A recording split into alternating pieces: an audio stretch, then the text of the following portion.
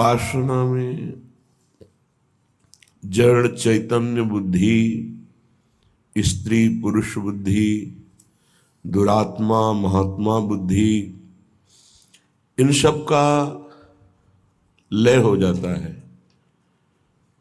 उसकी दृष्टि में न कोई स्त्री है, न कोई पुरुष है, न कोई दुरात्मा है, न कोई महात्मा। एकमात्र परमात्म दृष्टि जागृत होती है। ये जागृत होती है। पहले भावना की जाती है, फिर स्थिति होती है। जैसे पार्थिव स्थिति होने पर पहले स्त्री पुरुष जड़ चैतन्य दुरात्मा महात्मा ऐसा दर्शन होगा, बाद में भगवत भाव होगा। लेकिन स्थिति होने पर केवल भगवत भाव रहता है, केवल प्रभु भाव रहता है। जब तक ये भाव नहीं रहता तब तक बहुत कच्चाई है और उपासक को सावधानी पूर्वक अपने को परिपक्व करना है। परिपक्व अपना प्रयास और गुरु इष्ट कृपा, अपना केवल प्रयास ही है और कृपा का भरोसा नहीं तो परिपक्व अवस्था नहीं प्राप्त हो सकती।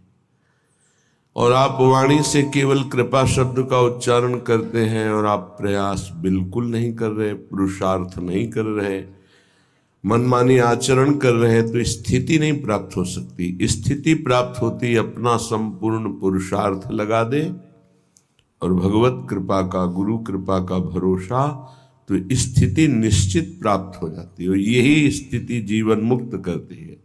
और जीवन मुक्त महापुरुष ही प्रियालाल के प्रेम का रसास्वादन करता है। जब तक देह भाव पुष्ट है तब तक प्रेम का प्रादुर्भाव नहीं होता। जैसे जैसे देह भाव गलित होता है वैसे वैसे प्रेम प्रतिक्षण वर्धमान होता रहता है, बढ़ता रहता है। प्रेम अगाध समुद्र है, इसलिए कभी इसमें पूर्णता नहीं होती कि अब पूर्ण प्रेम आ गया। कभी प्रेमी को ऐसा अनुभव नहीं होता कि मैं प्रेमी हूं या मेरे में प्रेम है या पूर्णता है, नहीं। हर समय एक विचित्र कोटि की चाह उत्पन्न होती है। यद्यपि जिनकी चाह है वो मिले हुए हैं, फिर भी वो इतनी प्यास है कि वो चाह बढ़ती ही रहती। चाह बढ़े दिन रैन, रात दिन चाह बढ़ती है। यद्यपि तन मन के बिछुरे नहीं, न शरीर से दूर है न मन से दूर है, पर चाह बढ़े दिन रैन। कबहु संजोग न मानहि, देखें भरी भरी नैन। हर समय नेत्र भर के रूप रस का पान करते हैं, पर ऐसा लगता है मानो कभी देखा ही नहीं। ऐसी प्रेम की महामहिम वृत्ति जब उपासक के हृदय में जागृत होती है, ये है मोक्ष सुख भी कड़ुआ कर देने वाला सुख। मानो देह में जो मृत्यु लोक का सुख है तो बड़ा घृणित सुख है। इससे उच्च कोटि का सुख देवलोक में है। देवलोक से भी तपलोक, महरलोक, जनलोक, फिर सबसे ज्यादा महान सुख ब्रह्मलोक में है। लेकिन ये जितने सुख हैं सब मायाकृत हैं। जो दास को सुख मिलता है वो ब्रह्मा जी को भी सुख ब्रह्म पद में नहीं मिला, भगवत दासत्व। फिर जो सखाओं को सुख मिला उसकी तो महिमा ही क्या। जो वात्सल्य भाव से प्रभु को दुलार करते हैं उनके हृदय को क्या कहना। जो कांता भाव से प्रभु से प्यार करते हैं उनको कौन उपमा दे किसी से, क्योंकि वो अद्वितीय हैं। जो कांत श्री कृष्ण को मानकर आठों पहर उनमें चित्त को श्रृंगार भाव से जोड़ते हैं। और ये तो महामाधुर्य रस वृंदावन नित्य विहार, यहां जब चित्त स्पर्श करता है तो मोक्ष कड़ुआ लगने लगता है। मोक्ष सुख भी थुतकी कृत्य हो जाता है। जिसे कड़ुआ हम स्वीकार नहीं कर सकते, थूक देते हैं, ऐसा श्रीपाद प्रबोधानंद जी ने कई बार वर्णन किया। और महाप्रभु हरिवंश चंद्र जो भी कहते हैं विभेम कैवल्यता, ये तो भयावह है मोक्ष पद, भय लगता है इससे। श्री रूप जी ने कहा कि ये तो पिशाचिनी है, जब तक ये भुक्ति मुक्ति पिशाचिनी लगी रहेगी तब तक प्रेम नहीं प्रकट होता है। भोगों को भोगने की इच्छा रूपी पिशाचिनी या मुक्त हो जाने की पिशाचिनी।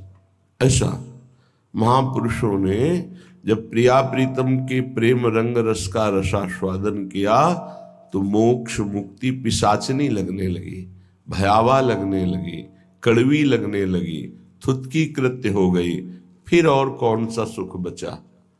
सर्वश्रेष्ठ महासुख आत्म सुख जीवन मुक्त महापुरुषों को प्राप्त होता है। लेकिन प्रेम सुख के आगे ये सब सुख फीके हो जाते हैं। इन्हीं बिलोकत अति अनुरागा, बरबस ब्रह्म सुख ही मन त्यागा। ब्रह्म सुख का भी त्याग करके मन प्रभु की रूप रसासों का रूप का आनंद प्राप्त करने के लिए विकल हो गया। जनक जी महाराज का और ज्ञानियों की और ब्रह्मबोध संपन्न महापुरुषों की तो अलग वृत्ति रही। ये तो बड़े बड़े ज्ञानियों की गुरु है। इसलिए श्रीपाद कह रहे कि तिक्ति भूता विमुक्तिर विषम निरय वदभाति सर्वेन्द्रियार्थाः सर्वे भोगा भवन्ति प्रबल गरल वन्युद्भट ज्वालकल्पाः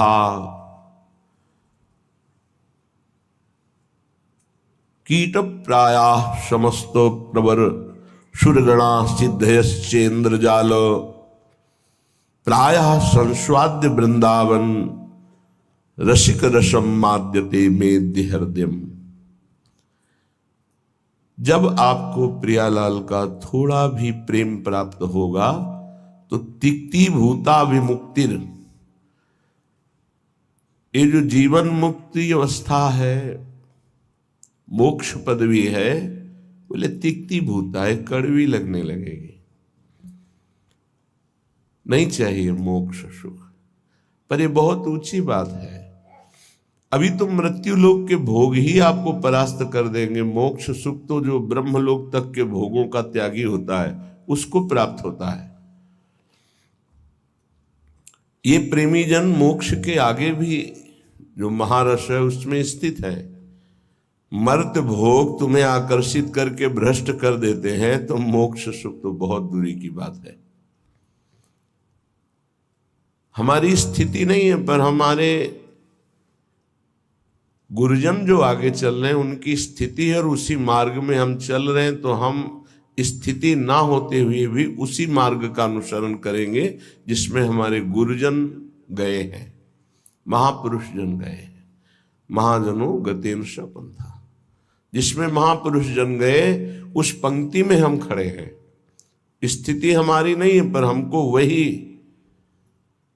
वही आचरण करने हैं, वैसा ही भाव रखना है जैसा हमारे आगे विराजमान गुरुजन जो पंक्ति में हैं, जो प्रियालाल को दुलार करने वाले हैं, जो प्रियालाल के समीप पहुंच चुके हैं, जिनके आसपास आठों पहर महासुख घेरे रहता है, तो हम उसी मार्ग से चल रहे हैं। इसलिए जैसे कोई कहे कि हमारी स्थिति तो नहीं, पर हम उसी पंक्ति में तो खड़े हैं ना, तो हमको वैसा ही व्यवहार करना है। इतना बड़ा त्याग किसी और की सामर्थ्य नहीं, सिर्फ प्रेम की सामर्थ्य है जो मोक्ष सुख का भी त्यागी बना दे, और ऐसा त्यागी कि पुनः उसकी इच्छा ही कभी न हो। तिक्ति भूत्वा विमुक्तिर, मोक्ष पदवी कड़वी लगने लगती है। श्रीपाद कह रहे हैं विषम निरयवद भाति सर्वेन्द्रियार्था, निरय कहते हैं नरक को, और जितने भी भोग हैं ये विषम हैं, ये एक रस नहीं है। आज कामना जितनी बड़ी हुई तो भोगो, तुम्हें अच्छा लगेगा, फिर भोगो, फिर भोगो, तो मन कहने लगेगा इस शरीर में नहीं, उस शरीर में देखो, इस भोग में नहीं उस भोग में, इस वस्तु में नहीं उस वस्तु में। इसका मतलब हमको केवल भुलावे में डाला जा रहा है, सुख नहीं है। लिखा विषम निरय वदभाति सर्वेंद्रियार्थाः। इंद्रियों के जितने भी भोग हैं ये सब नरक प्रदान करने वाले हैं, इनमें किंचन मात्र सुख नहीं है। श्री कृष्णचंद्र जी ने गीता जी में कहा दुख योनयः, अर्थात केवल ये दुख प्रकट करते हैं। पक्की बात है, सच्ची बात है। अज्ञान के कारण आपको ऐसा लगता है कि इंद्रियों के भोग भोग कर मैं सुखी हो रहा हूं, लेकिन सत्य विषय यह है कि जब उनको भोगो तो अंदर से आता है कि जो मैं चिंतन में सुख प्राप्त कर रहा था वो तो है ही नहीं। बड़े बड़े भोगियों को घृणा होने लगती है, पर वो घृणा दूसरी तरह की होती है, वैराग्य नहीं होता। उस शरीर से नहीं, दूसरे शरीर में, उस शरीर से नहीं, तीसरे शरीर में, ऐसे वो भटकता है। और जो विवेकी होता है वो संपूर्ण भोगों से नरकवत अपना पिंड छुड़ा लेता है। इन भोगों के भोगने में तुम्हारा चिंतन प्रधान है और कुछ नहीं। ध्यायतो विषयान पुंसास संगस देशुपजायते। यदि तुम विषय चिंतन न करो तो किसी विषय में सुख नहीं है। तुम्हारा जब एकांत में चिंतन बनता है तब वो तुम्हें चिंतन के कारण सुखानुभूति होती है, ना कि उस विषय में सुख है। जैसे एक कुत्ता सूखी हड्डी लेकर एकांत में भागता है कि मेरे सुख को कोई छीन न ले, और जब चबाता है तो उसी की गलफरों से रक्त स्राव होकर हड्डी में दिखाई देता है। उसको लगता है इसमें रस है, इसमें पावर है, कुछ नहीं।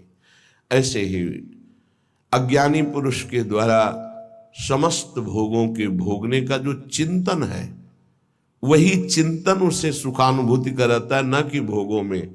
नहीं तो भगवान की आज्ञा मानो, अनन्यस चिंतयन्तो माम, केवल भगवत चिंतन हो। फिर हमको परिणाम बताओ कौन सा भोग तुम्हें सुख प्रदान करता है।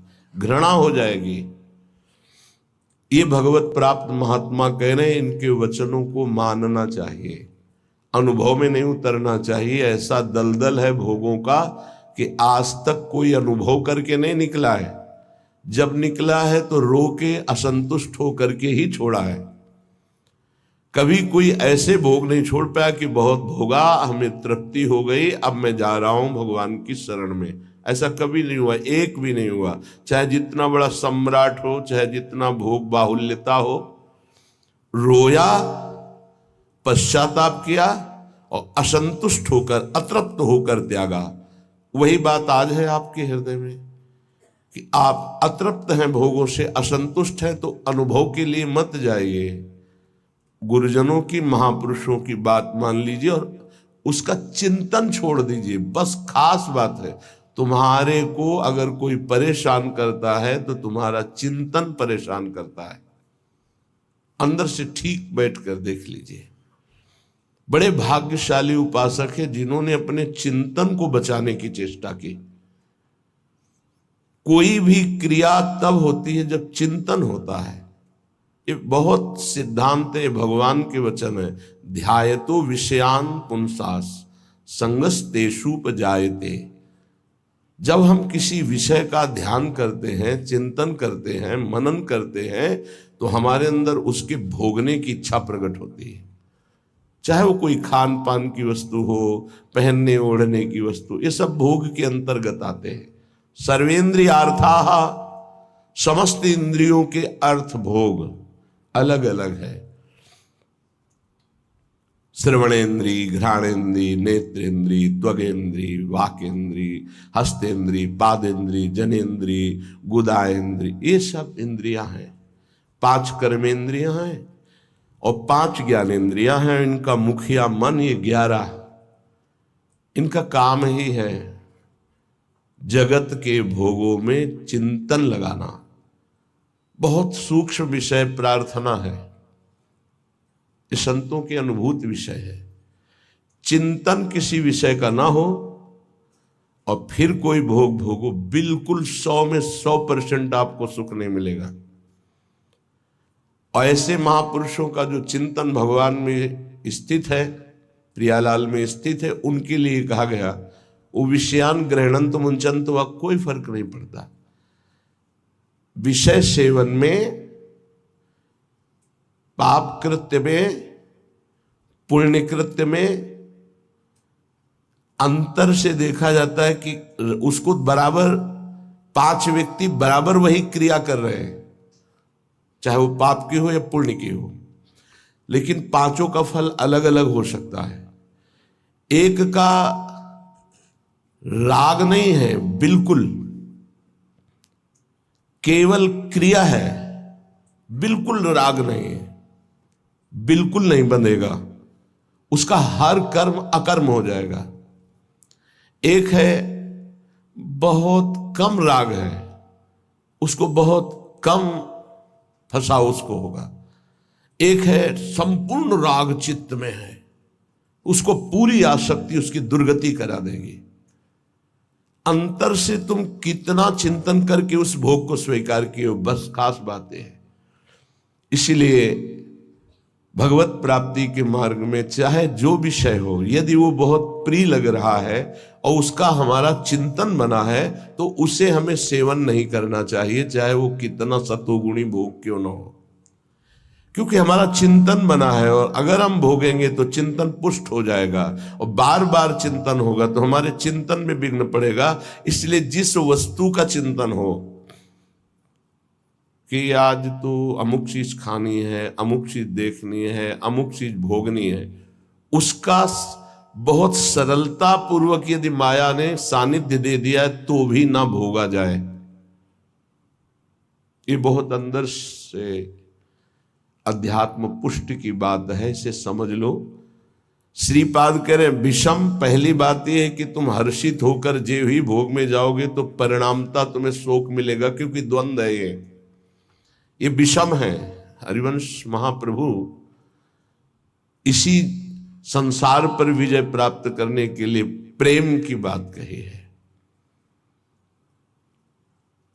अगर इस संसार को जीतना है तो एकमात्र भगवत प्रेम है, दूसरा कुछ नहीं, दूसरी किसी की सामर्थ्य नहीं है। प्रेम में बहुत प्रबल, शुभ अशुभ दुर्ग विध्वंस बल तब जयति जयति जग उच्चरे। सेवक जी महाराज कह रहे जीत विषम संसार कीर्ति जग विस्तर है। जीत विषम संसार कौन?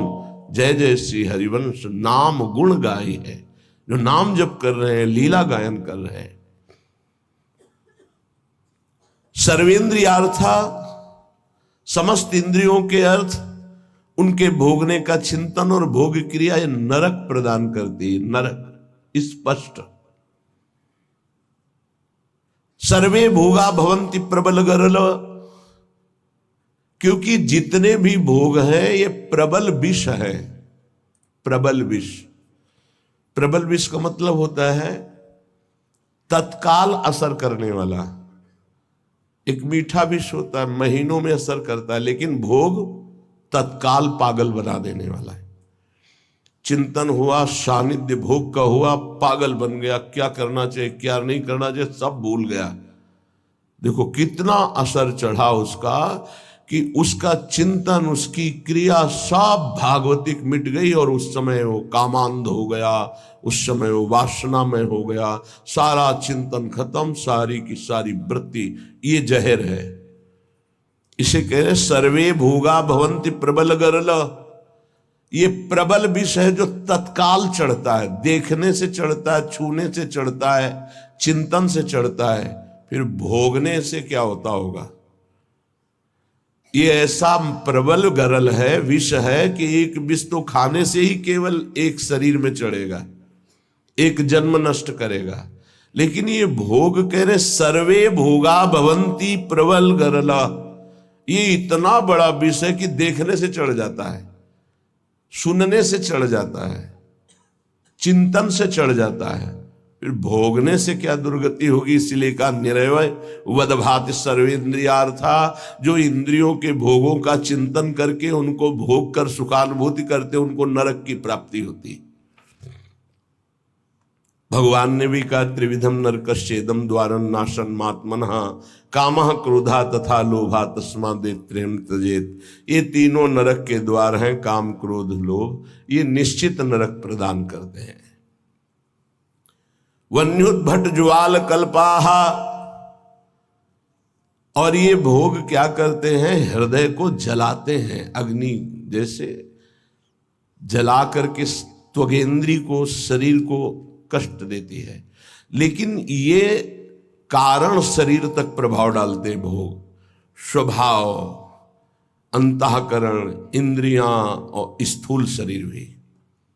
इस तीनों शरीरों पर विष का प्रभाव पड़े, ऐसा विष की रचना आज तक नहीं हुई प्रकृति में। प्राकृतिक विष केवल स्थूल शरीर पर प्रभाव डालता है, इस पर। लेकिन ये सर्वे भोगा भवंति प्रबल गरला, ये स्थूल शरीर पर भी प्रभाव डालते हैं, सूक्ष्म शरीर को बसीभूत कर लेते हैं और स्वभाव को बिगाड़ देते हैं।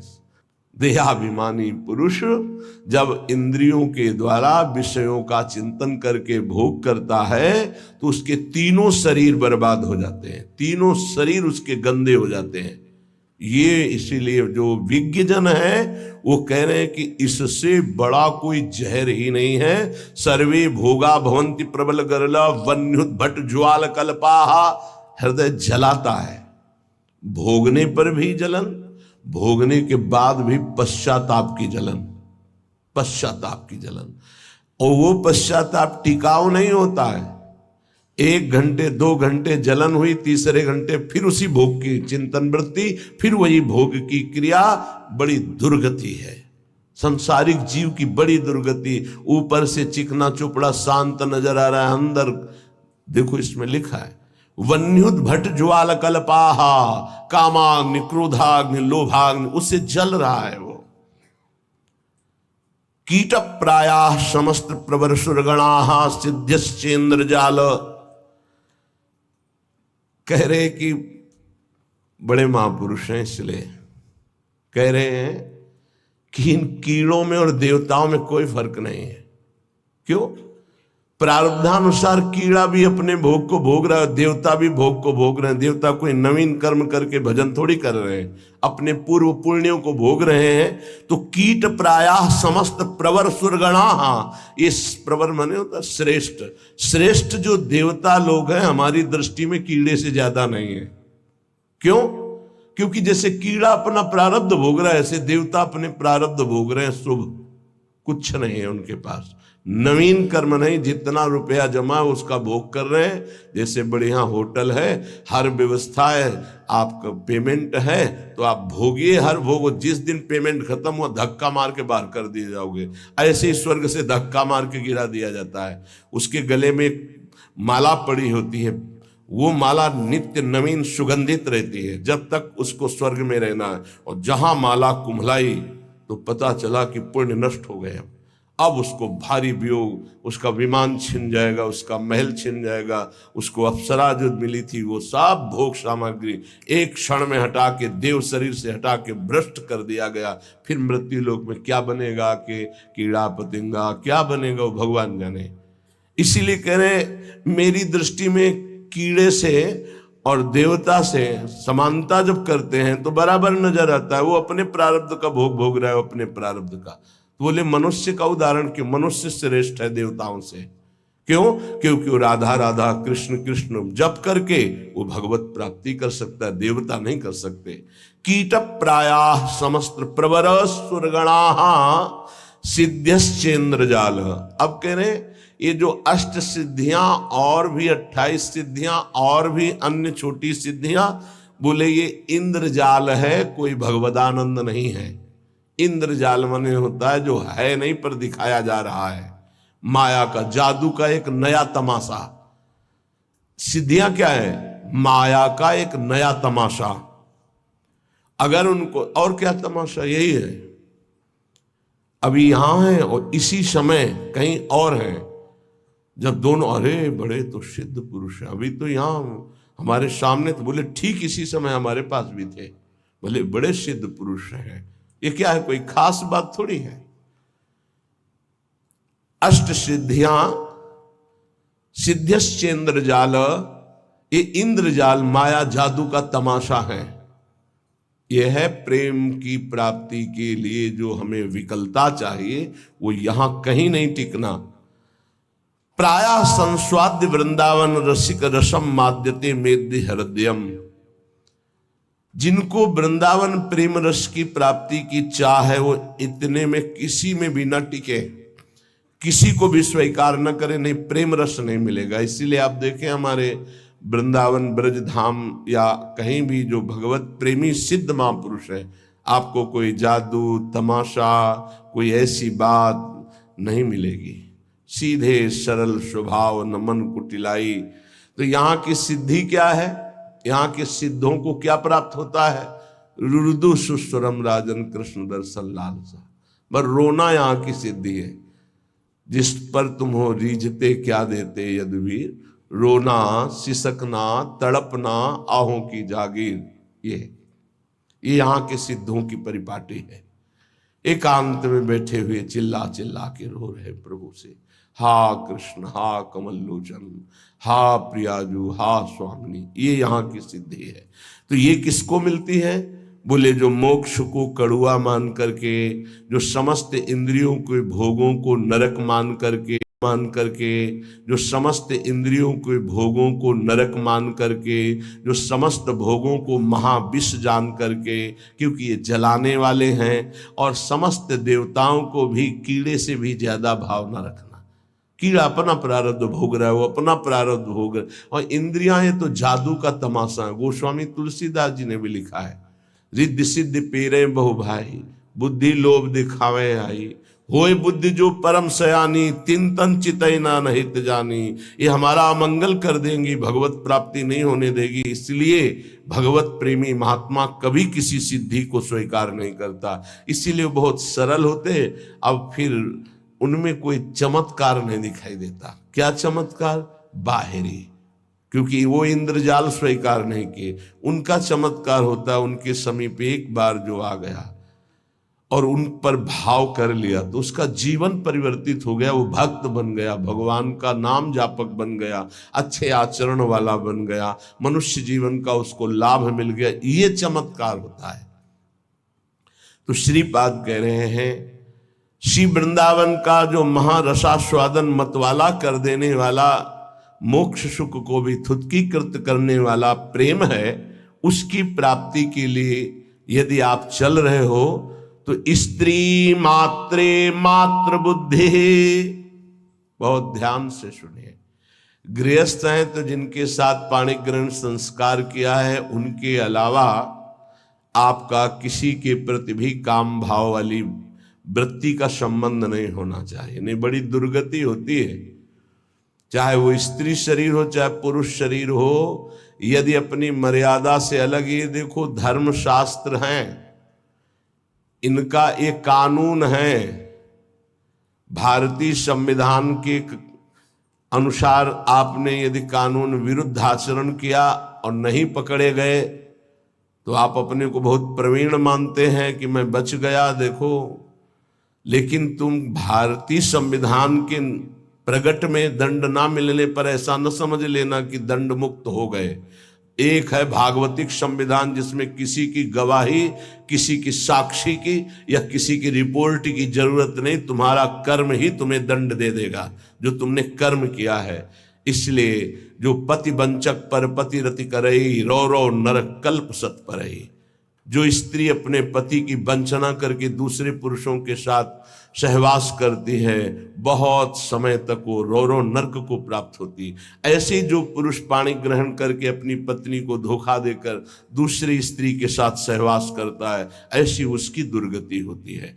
और जो भगवत मार्ग में चलने वाले उपासक हैं, चाहे गृहस्थ हो चाहे विरक्त, समस्त संसार की जितनी भी स्त्री शरीरधारी हैं, उन सब के प्रति पूज्य बुद्धि, भगवत बुद्धि, दैवी बुद्धि, मातृ बुद्धि, ऐसा कहा गया है। जिनसे पाणी ग्रहण किया उनकी बात अलग, गृहस्थी में बका सबके प्रति भगवत बुद्धि, सबके प्रति। ऐसे विरक्त भाव में गोस्वामी जी इसी की टीका करते हैं। स्त्री मात्रे मातृ बुद्धि के लिए जननी सम जानहि पर नारी, धन पराये विषते विष भारी, जिन्हि राम तुम प्राण प्यारे, तिनके मन शुभ सदन तुम्हारे। जो आपको प्राणों से भी अधिक प्यार करते हैं, उनका मन आपका निरंतर निवास स्थान है। हे रघुनाथ जी, वाल्मीकि जी कह रहे, जो सदैव माताओं बहनों की तरफ दृष्टि केवल पूज्य बुद्धि से जाती है। ये जननी है, हम इन्हीं से पैदा हुए हैं। इन्हीं माताओं के गर्भ में बड़े बड़े महात्मा, बड़े बड़े राष्ट्रभक्त प्रकट हुए। ये दैवी शक्ति है। इनका जो अपमान करता है, निरादर करता है, नष्ट हो जाता है। बड़े बड़े अपराध रावण ने किए लेकिन नष्ट नहीं हुआ। लेकिन जब दैवी शक्ति का अपमान किया तो भस्म हो गई सोने की लंका, और रहा न को कुल रोवन हारा। बड़ी उद्दंडता करता था दुर्योधन, लेकिन बड़े बड़े महात्माओं की कृपा बनी रही उसके ऊपर। पर जब उसने देवी का अपमान किया, सभा में निर्वस्त्र करने का आदेश, उसी समय सारे सुकृत नष्ट हो गए और हर महात्मा की कृपा हट गई और नष्ट, पूरा कुल का कुल नष्ट हो गया।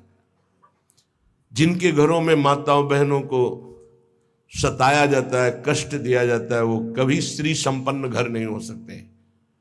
और जो माताएं बहनें धर्म भ्रष्ट आचरण करती हैं, वो कभी सुखी नहीं रह सकती, दुर्गति को प्राप्त होंगी। ये धर्म है। ये हमारा देश धर्म प्रधान देश है। बहुत महिमा इस भारत देश की गाई गई है, क्योंकि इसमें धर्म प्रधान क्षेत्र, अलग अलग भगवान ने क्षेत्र, जैसे स्वर्ग है वो भोग भूमि है, नरक है वो पाप भोग भूमि है, मृत्युलोक है, मृत्युलोक में भारत भूमि भगवत प्राप्ति का परम धर्म स्थल है। जैसे गंगा यमुना सरस्वती का समागम तीर्थराज प्रयाग एक स्थान है अपना, उसका महत्व है। ऐसे पूरे विश्व में भारत का महत्व है। यहां भगवत प्राप्ति रूपी महान धर्म की स्थापना भगवान ने की है। ये वो भूमि है। इस भूमि में वास करने वाले के ऊपर भागवतिक शासन है, धर्म शास्त्र का। आप यहां परस्पर व्यभिचार नहीं कर सकते, जो हमारे शास्त्र मर्यादा है उसके विरुद्ध आचरण नहीं। स्त्री मात्रे मात्र बुद्धि आदेश कर रहे हैं, संपूर्ण स्त्रियों में मात्र बुद्धि। देखो गांव में हमने देखा है, छोटी छोटी जो बालिकाएं 10-11 से, तो सब उनके चरण छूने की भावना, घर के जन भी, अरे तू तो कन्या है, देवी है, जैसे वो पिता के चरण छूने के लिए चले, ला इधर पैर ला, हम गांव की बात करें, ऐसे चरण तो दुर्गा है, कन्या है, देवी है, ऐसी भावना है। नवरात्रि में पवाया जाता है ना आराधना करके, तो उनके प्रति वही बुद्धि रखो जो नवरात्रि में बुद्धि रखते हो कि ये तो सब नवीन अवस्था की बच्चियां दुर्गा स्वरूप है, देवी स्वरूप है। तो वैसे ही स्त्री मात्रे मात्र बुद्धि, ये सब जगदम्बा है, हमारी श्री जी की निज सखियां हैं। इनके चरणों में वंदना करे तो प्रिया जो से प्रेम हो जाएगा, और इनके प्रति दोष भाव करे तो नरक की प्राप्ति होगी। ऐसे ही स्त्री शरीर को चाहे पुरुष शरीर के प्रति भगवत भाव रखना। गोस्वामी तुलसीदास जी ने लिखा है, मध्यम परपति देखई कैसे, भ्राता पिता पुत्र निज जैसे। अपने बराबर का देखा तो जैसे हमारा भाई हो तो कैसा हमारा भाव रहेगा, छोटा देखा तो पुत्र हो तो कैसा भाव रहेगा, और पिता के समान जो वयोवृद्ध बड़े हैं उनके प्रति पूज्य भाव रहता है। तो माता बहनें कैसे पुरुष को देखती, भ्राता पिता पुत्र निज जैसे। और पुरुष कैसे देखते, बोले जननी समझाने पर नारी। जो बड़ी माता बहनें वो साक्षात माँ है, जो छोटी हो साक्षात दुर्गा है, नवीन कन्या रूप, उनके चरण स्पर्श करे। जहां पाणी ग्रहण है वहां अर्धांगिनी भाव। स्त्री मात्रे मात्र बुद्धि, समस्त चराचर जगत की ये प्रेम प्राप्ति के लिए आदेश दे रहे श्रीपाद। स्थिर चर निखिल प्राणी प्राणीश उपास्य बुद्धि, चाहे जड़ हो चाहे चैतन्य हो, उसमें गौर से देखो। राधा वल्लभ लाल जी की भावना करते हुए, तो राधा वल्लभ लाल जी दिखा देंगे, कह रहे स्थिर चर निखिल प्राण उपास्य बुद्धि। ये क्रूरापि पापिनो न च सताम संभाष्य दृश्याश्च ये सर्वान वस्तुतया निरीक्ष परम स्वाराध्य बुद्धिर्मम। मेरे आराध्य देव चर चर में विराजमान है। बाह्या से सार्थ लाभेश्वपि, कह रहे कि सांसारिक जितने भी लाभ हैं ये सब धोखे के हैं। समझना है, केवल समझना है, कर्तव्य पालन करना है, पर यह समझना है कि ये कोई लाभ नहीं है, धोखे का लाभ है। 1 अरब रुपया बैंक में जमा है आपके पास, बढ़िया मकान बना है, पूरे जीवन भर मेहनत की, खूब छल कपट जैसे भी बना, सब व्यवस्था कर ली, अब मरने का समय आ रहा है। अब वो कब आएगा ये तो पता नहीं, किसी का कभी भी आ सकता है, जवानी में आ सकता है, बुढ़ापे में आ सकता है, बाल्यावस्था में। यहां जो कह रहे हैं कि बाह्या से सार्थ लाभेश्वपि, जितने भी सांसारिक लाभ है वो सब बेकार हैं, बाह्य हैं। कैसे बेकार हैं? हमारे तो इतने बैंक में जमा है, इतने मित्र हैं, इतनी फैक्ट्री, ये ठीक है। फाइनल में आओ, अब आपका शरीर छूटने वाला है, अब आपके पास क्या जाएगा? हुआ ना सब बेकार। तो क्या करें? ना कुछ करें? नहीं, अपने कर्तव्य का पालन करो धर्म पूर्वक। धर्म पूर्वक किया हुआ कर्तव्य तुम्हारी रक्षा करेगा, तुमसे पापाचरण नहीं होने पाएंगे।